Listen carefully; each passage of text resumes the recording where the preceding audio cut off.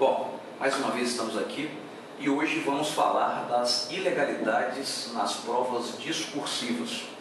Os concursos públicos, como eu falei para vocês, não existe uma lei geral que disciplina o concurso público. Existem algumas carreiras, que até dizem respeito na sua legislação sobre concurso, mas em geral, para a maioria dos cargos, isso eu garanto a vocês, não existe nada disciplinando como vai ser o concurso público. E isso, como falei, em outras aulas, acaba sendo matéria a ser disciplinada pelo edital. Para falar a verdade, eu sou de uma certa forma até contra a prova discursiva, em razão da questão de que hoje em dia o direito está muito avançado, ele está muito evoluído, e as demais matérias também. E muitas vezes, para uma determinada questão discursiva, eu tenho mais de uma possível resposta. Eu tenho uma resposta que é sustentável com base numa doutrina, numa jurisprudência, num posicionamento qualquer. E isso, se a banca examinadora ou a administração que for realizar o concurso não estiver atenta a isso aí, ela comete um erro crasso, ela comete uma flagrante ilegalidade com o administrado, com o candidato que tem conhecimento da causa, tem conhecimento da matéria, porém não adivinhou, não tinha um oráculo jurídico para saber qual era o entendimento da banca, E aí a banca, como a administração e o judiciário tem que saber que concurso público não é loteria. O candidato não tem que adivinhar o que a banca pensa. O candidato está preparado de acordo com a ciência, de acordo com a doutrina e a jurisprudência. E se ele acertou, por mais que a banca não concorde, ele merece. Ele tem direito a ter o ponto. Bom, então, vamos lá. As principais ilegalidades em relação à prova discursiva é assim. Primeiro, se a prova discursiva, eu estou cobrando uma determinada redação ou questão discursiva, eu tenho que ter uma grade de correção. Essa grade de correção é óbvio que não vai ser apresentada no edital. O edital só vai dizer que eu vou ter uma grade de correção. E se na grade de correção estiver apresentada no edital, eu vou estar dizendo que vai ser cobrada na discursiva. Então, eu vou tentar estar antecipando. Após feita a prova, beleza? Foi entregue o resultado. No outro dia, a banca examinadora já tem que publicar e divulgar a grade de correção. O que ela está levando em consideração, de acordo com o enunciado da questão, e quanto vai valer cada um daqueles itens que estão sendo analisados. Quanto vai valer cada um daqueles itens que vão ser analisados. Então, por exemplo, eu discorro sobre um problema que envolve impessoalidade, legalidade, moralidade, segurança jurídica, anulação do ato.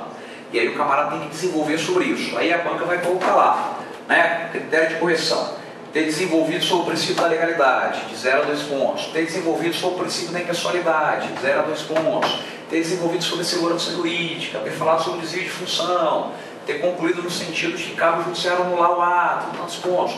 Então a banca tem que colocar esses critérios objetivos para efeitos de aferir a avaliação do candidato. É óbvio que a chave de correção tem que estar completamente de acordo com o que foi pedido na questão. Se eu faço uma questão vaga e invento uma chave de correção, vai dar no mesmo.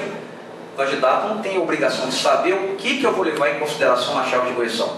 A chave de correção tem que estar necessariamente atrelada ao que está sendo discutido, sob pena de até faltar pertinência, que o candidato não saber desenvolver o que está sendo efetivamente cobrado. Na verdade, formalmente está uma coisa, mas a banca leva em consideração outra. Não pode. Tem que ter compatibilidade, tem que ter pertinência, certo? Bom, agora a partir daí, a banca examinadora ela tem que ter muito cuidado, porque os critérios são os mesmos, a prova é a mesma, então a forma de correção tem que ser a mesma. E isso aí, de uma certa forma, é um complicador, porque não, na maioria das vezes, em razão da grande quantidade de provas que são corrigidas, eu tenho examinadores diferentes, que pensam diferentes, e o ideal seria harmonizar, seria eles conversarem antes, se colocar isso é tantos pontos, se não colocar é tantos pontos. Quanto mais minucioso for, os detalhes, os critérios de correção, melhor, para não dar muita margem de subjetividade para o corretor. Porque senão o camarada vai, tem a mão pesada e fala, não, entendo que a questão não foi satisfatoriamente desenvolvida, 0. O outro vai pegar uma questão semelhante e dá 2, valendo 2. Não pode. Então, de duas ou a mesma pessoa corrigindo, que aí vai ter os mesmos critérios com certeza, ou pessoas que estejam afinadas uma com a outra. Já havia acontecido com muita frequência, a prova do NPU, a experiência que eu percebi disso aí, pessoas extremamente preparadas tiram 3, outras mal preparadas tiram 9.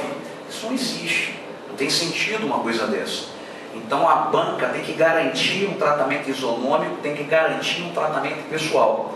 Isso é muito fácil de constatar na prática. Você pega sua prova e compara com a prova de um colega. Se você e o seu colega escreveram as mesmas coisas, mesmo que com palavras diferentes, um tirou 2, outro tirou 10, tem uma coisa errada nisso aí. Cabe intervenção do Poder Judiciário para determinar a nova correção da prova. Entendo eu que a correção da prova não é um ato subjetivo, não é mérito em muitos casos.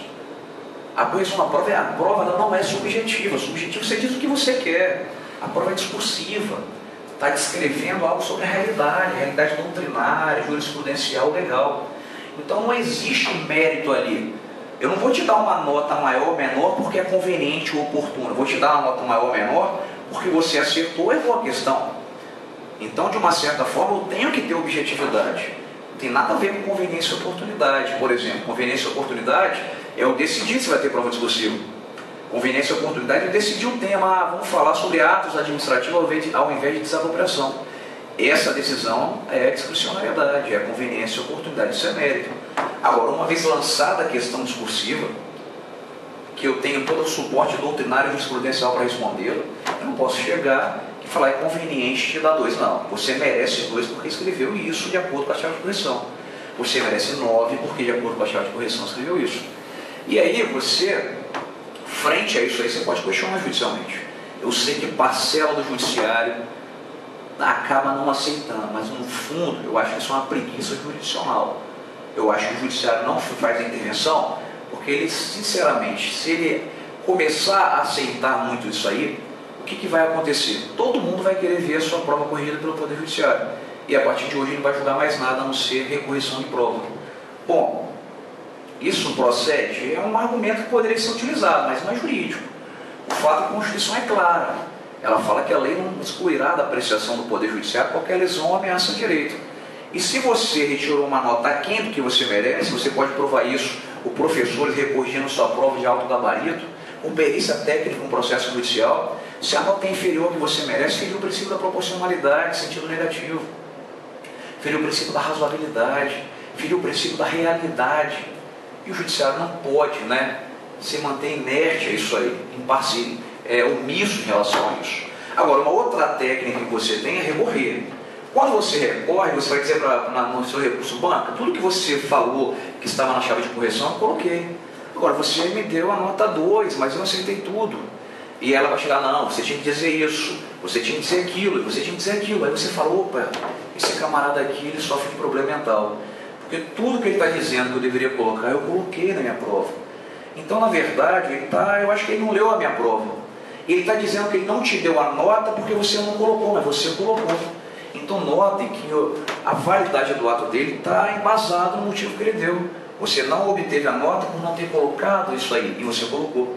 Se os motivos apresentados para a prática do ato são inexistentes ou irreais, falsos, você fazendo uso da teoria dos motivos determinantes, você consegue anular isso aí e obter a pontuação devida. Então a boa técnica é utilizar a teoria dos motivos determinantes. Armar para a banca. Na hora que ela chegar e te dar uma nota baixa e falar que você vai recorrer e você não fez tudo. No recurso, muitas vezes, quem julga o recurso não é quem corrige a prova. E fala que você deveria ter feito isso, deveria ter colocado aquilo, e às vezes a pessoa nem teve acesso à sua prova. E aí você vai chegar e vai matar ela pelo pé, vai derrubar ela falando da teoria dos motivos determinantes.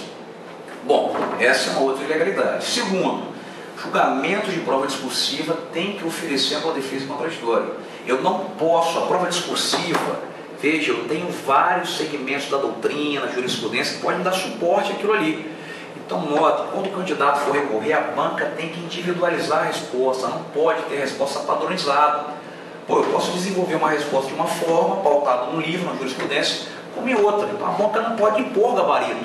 Então, por isso, a resposta tem que ser individualizada. Quando ela for generalizada, já é mais um motivo que cabe a intervenção do Poder Judiciário. E mais, ela tem que trabalhar com você. Contraditório é isso aí. Não adianta nada você embater aquela questão administrativamente e a banca simplesmente não responder. ela tem que refutar seus argumentos e falar, ó, na verdade você está errado por isso.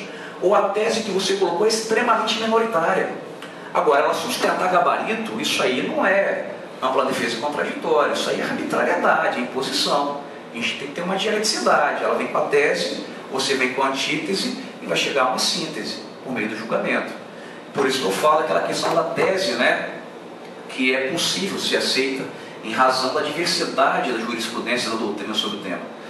Bom, eu cito um caso aqui que foi o concurso da Polícia Civil, advoguei em algumas questões sobre essa, e havia uma divergência ali a respeito da representação da vítima para efeitos de estupro, se ela tem que ser formalizada ou não, e a questão toda, né, que a questão era meio ambígua, parecia que não tinha representação, e a representação de fato, né, ela não existe uma solenidade, uma forma, e aí a respeito se exige ou não uma solenidade, uma forma, e tem divergência na doutrina. Tem gente que fala que tem que ser expresso, tem gente que a maioria fala que não, qualquer manifestação da vítima, né, em apurar já está feita a representação. Então, com base nisso, a questão muda totalmente, ou melhor, a resposta muda totalmente. Então, se eu tenho teses divergentes, não há outra saída.